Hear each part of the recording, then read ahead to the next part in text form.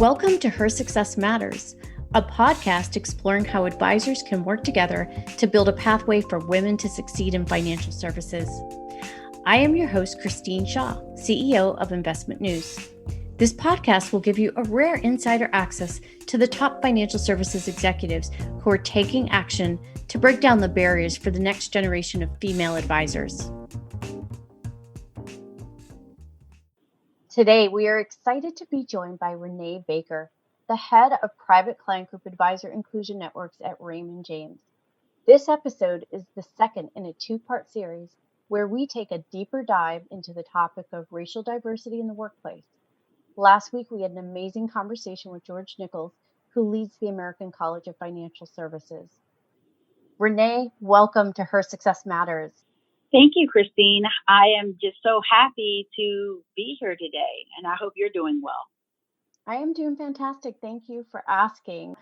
As we said during the conversation with George, this topic is critically important now, given the reckoning the industry is facing to improve diversity.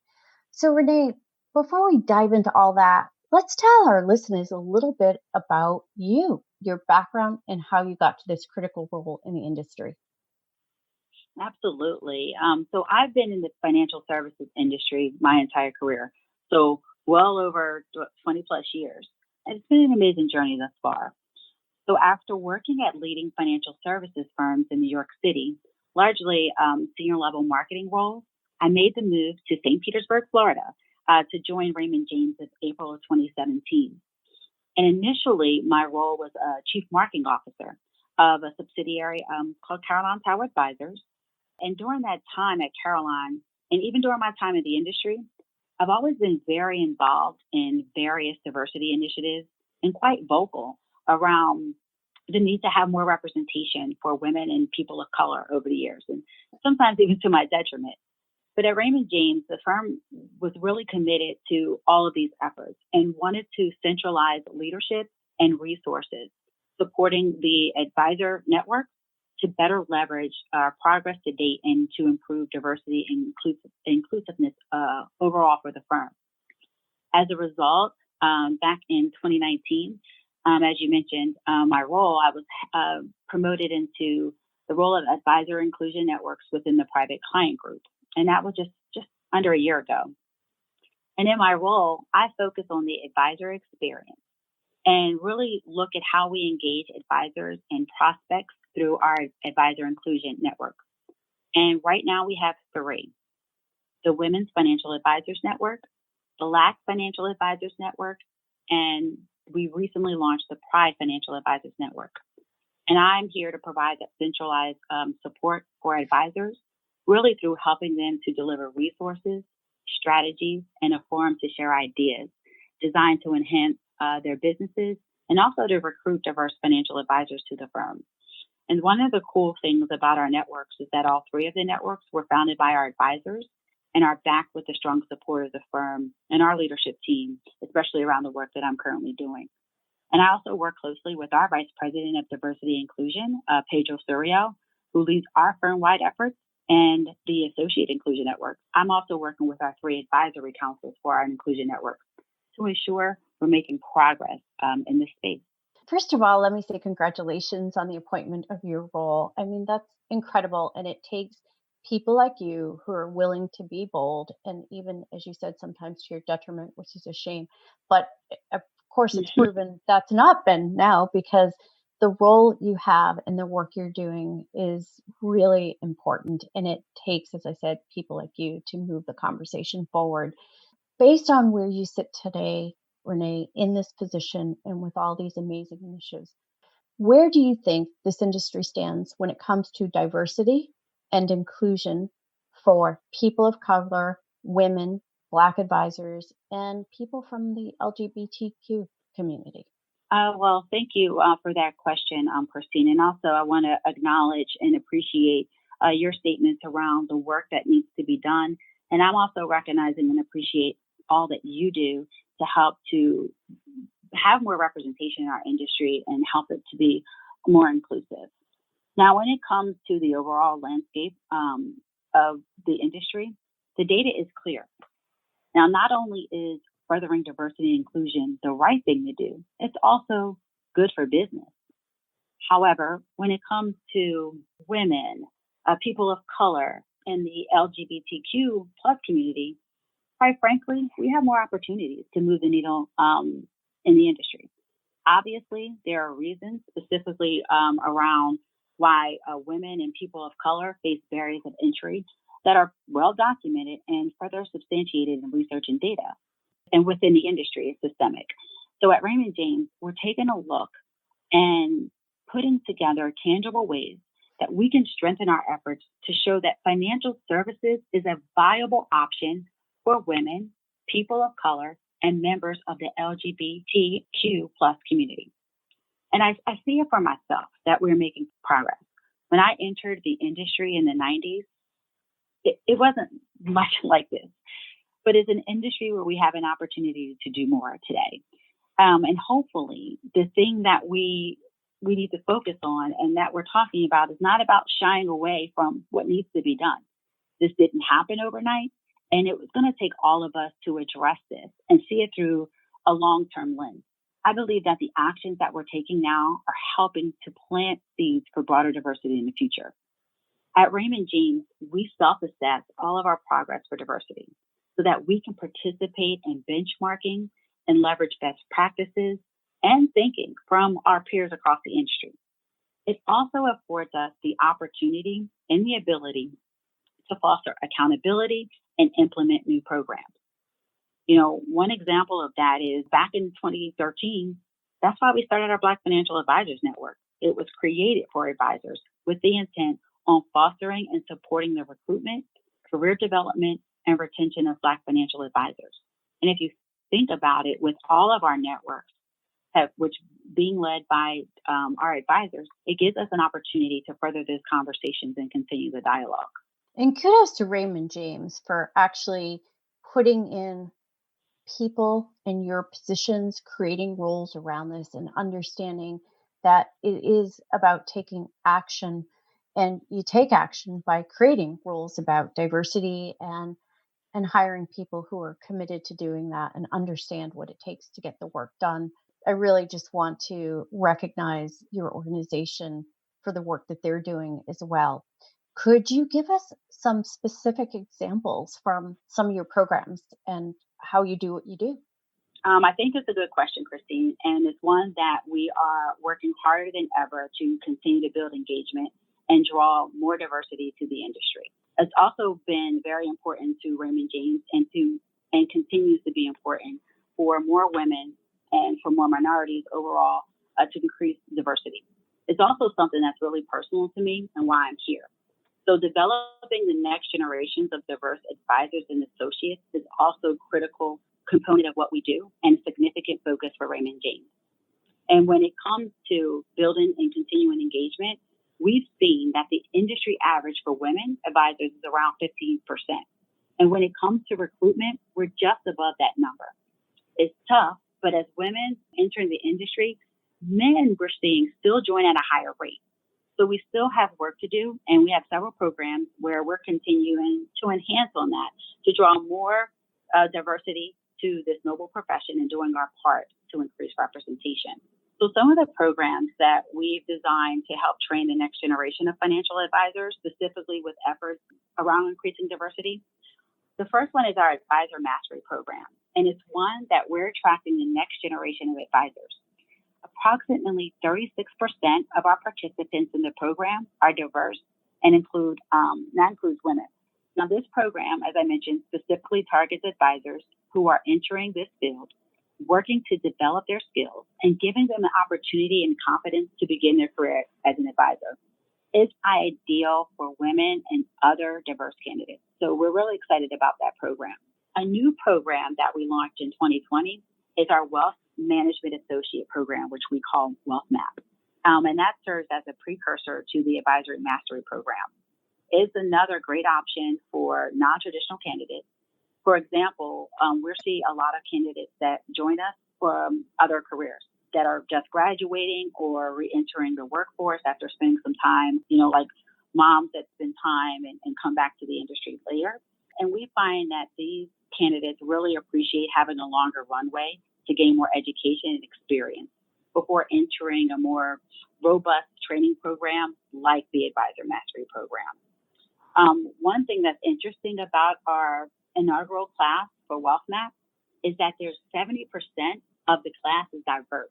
And over half of that class comes for people from different fields or a recent graduate. So again, just continuing to build momentum and introducing financial planning to individuals who may not have had access. Now, our another program that we have is our Registered Associate Mentoring Program, which we call RAMP. And that helps registered associates navigate the career shift from being in a corporate role to becoming a financial advisor. The really cool thing about our RAMP program is that 96% of the participants are women, which is a fantastic way to help women and females bridge the gap on what they're already doing at the firm. And what a great opportunity that we're seeing to help leverage women that we've already had at the firm who may have an interest in becoming a financial advisor. What I'll say in addition to that is some of our most successful advisors have joined the profession from other industries. So whether it's teaching, legal, engineering, or as I mentioned earlier, return to work, we have so many opportunities to expose diverse professionals to the benefits of being a financial advisor and help them to understand what it takes to transition to financial services. And we're continuing to take a look at how we can strengthen our efforts to show that financial services is a viable option as people plan for their future. The last thing I'll say is we're also looking to get in front of younger students to help them more acutely understand the financial planning discipline. We realize that we need to build this pipeline. So what we're doing is we're leveraging participation in programs that expose us to more students. So whether it's colleges and universities, women groups, MBA programs, and challenging ourselves to build a pipeline and get in front of the next generation. And it really helps to raise awareness. And we're currently working with about 60 plus universities and also with groups that are targeting women. Renee, that's fantastic information. And what I really appreciate about everything you just said is Raymond James is taking it a step further. You're not just trying to appeal to people, but you're putting actual programs in place that ensure the success of their career. And what we've heard over and over in these conversations is that there are a couple of problems that exist. The first problem is attracting people to this industry that are diverse. The second is that they leave midstream because they don't have the support around them. And we refer to it as the broken rung in the ladder of their career progression. And then the mentorship. So let's pivot to that because you said to me in the beginning of this conversation that, you were personally passionate about it and this was really important to you. And you refer back to when you first entered this industry. I think you said in the 90s, but I don't want to make you older. So talk to me about how important having mentorship is and why Raymond James says, or how they recognize that in the creation of this program of RAMP. So, as I mentioned earlier, not only is furthering diversity and inclusion the right thing to do, it's also really good for business. And so is mentorship. So yes, I entered the industry in the 90s. I'm not trying to age myself, but it doesn't feel like it was that long ago. And mentorship is really important. And I'll say even in my own personal journey, mentorship has been really important. But when we thought about mentorship at Raymond James, and we put in the programs such as the Registered Associate Mentoring Program, we thought about how important it is to have representation. And when I think back to my own career and draw on the different experiences that I've had as a mentor, having a mentor, none of us has grown in our career in a silo. We all stand on the shoulders of those who come before us. We all are working with different individuals to help make us better. And that was really around what we need to do around furthering diversity. So what I'll say too is that studies have shown that diverse workforces perform better financially with more innovation, higher job satisfaction, and customer satisfaction. And when I look at the industry stats, they state that we can expect 70% of all disposable income in the United States to change hands. So $30 trillion are at stake in this transfer of wealth. And 14 trillion of American personal wealth and rising is controlled by women. And one thing that I think is missed is that ethnic minorities are rapidly increasing their net worth. Investor demographics are changing. Assets are coming from different populations. And while we've been hearing all of this data in our industry, we have to talk about the importance of diversity and inclusion. Yet, as an industry, we have to do more to change the conversation. And as you mentioned, putting words into action.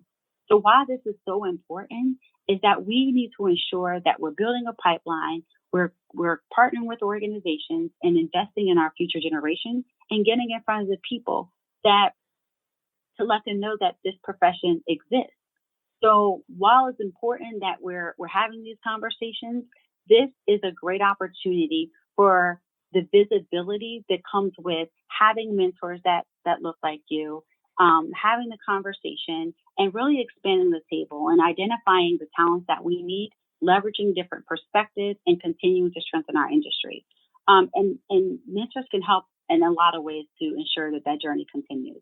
And Renee, I agree with all the points you made, and that's one of the issues everyone has faced is like, and why this topic is so important, because it's not just about the conversations. We can sit around all day long and talk about it. It's about taking action. And we know the why. You just stated some great stats and research. It's like, this is our collective responsibility to make this happen because we know the outcomes will drive the global economy and make this a better place for all of us to be if we have a more diverse workforce and more diverse people in financial planning. Those are facts that have been highlighted over and over again, and we're at a point we just can't ignore it anymore. And what I love about what you've highlighted is you're demonstrating through a company like Raymond James specific actions. So if there's companies who have not been equipped or don't have the skills to know what to do, through the 3 programs you highlighted, the advisory master program, the wealth map program, and the ramp program, those are 3 fantastic examples of what you can do to make this happen. Yeah, no, I appreciate you mentioning that, Christine. And one thing that I'll say is, this is about progress, not perfection. And as I mentioned earlier, it's taken, this has gone on for a really long time. And one thing that I can appreciate now is that we're having the conversation, and even within our own organization, frequently, talking to our advisor councils, getting a pulse for what we need to do differently, and having that dialogue so that we can put our words into meaningful action and build that pipeline to just continue to grow our industry and make it more diverse and inclusive.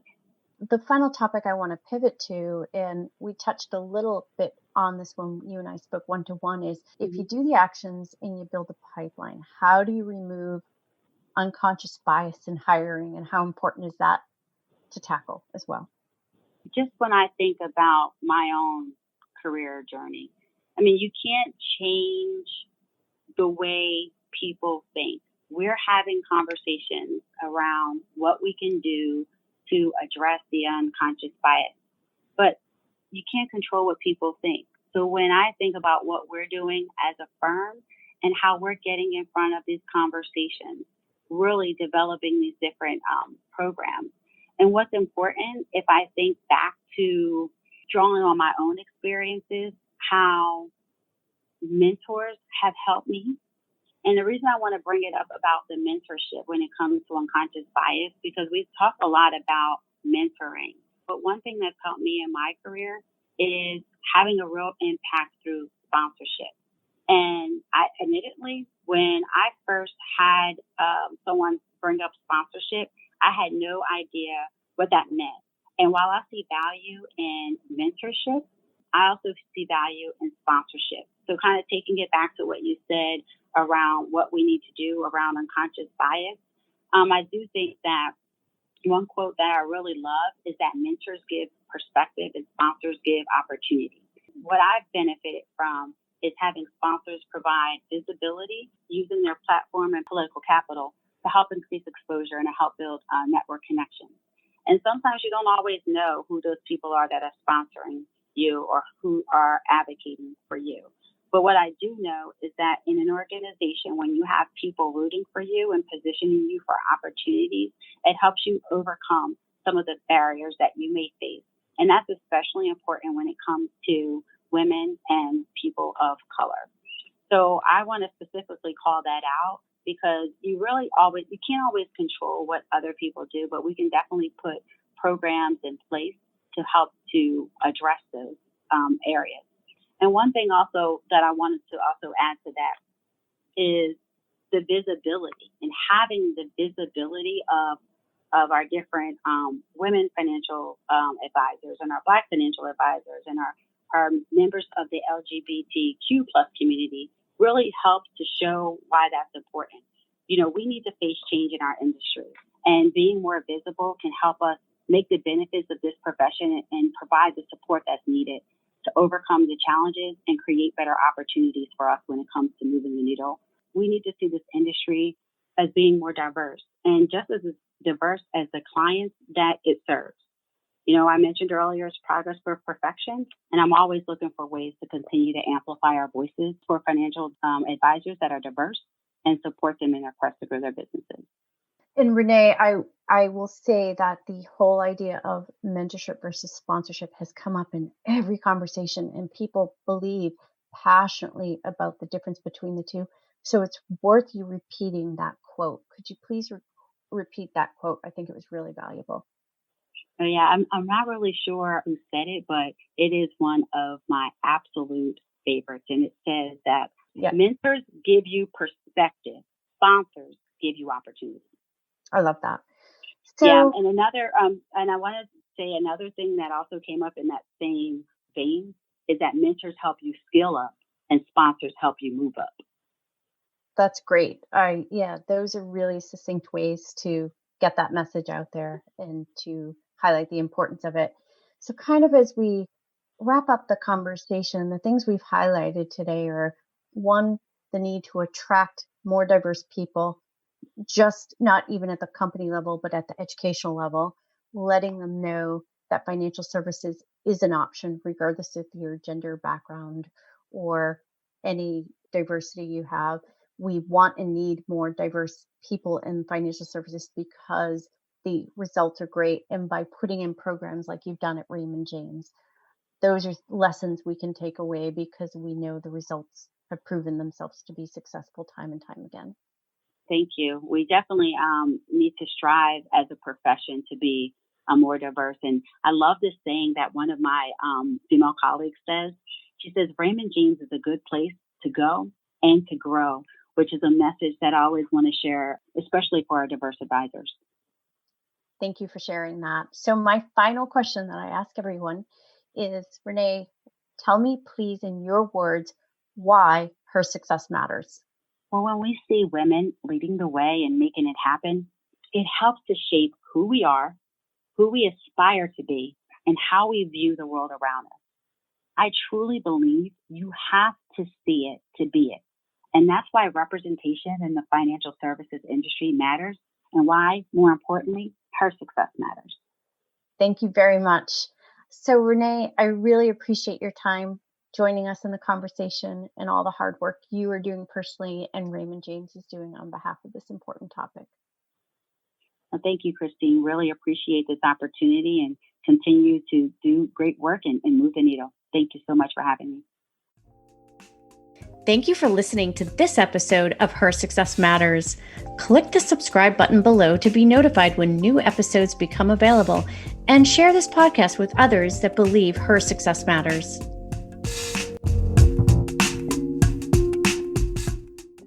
The information covered and posted represents the views and opinions of the guest and does not necessarily represent the views or opinions of Investment News. The content has been made available for informational and educational purposes only. The content is not intended to be a substitute for professional investing advice. Always seek the advice of your financial advisor or other qualified financial service providers with any questions you may have regarding your investment planning.